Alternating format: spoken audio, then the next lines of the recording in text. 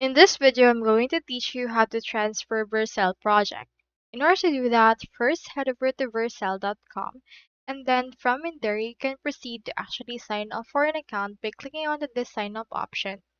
Now, if you want to create an account and also a project at the same time, what you can do is you click onto this start deploying option. Now, since I already have both, let me just click on this login. Now, here is my actual dashboard. Here is my project, our team, and here are the projects that I have available. Now, in order to transfer a Vercel project, just head over and open a particular project. I'll choose right here this one. Proceed to click under that project. Then after that, click onto the settings that you can see right here into your ribbon.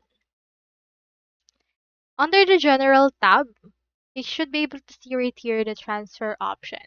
Here is the transfer. Click onto this transfer right there and choose right here where you want to transfer it. It can be on another team that you have right there. Once you have selected the project wherein it will be transferred, you can proceed to click on next. After that, click on transfer. And as you can see, project has been transferred successfully.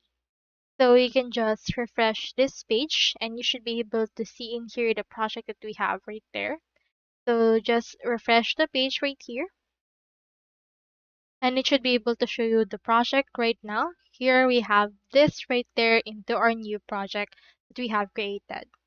When you head over to the first theme that we have, it should be able to remove the flagging project from there as well. So let's visit our other theme. And from in there, you should be able to see that it's not available from there already.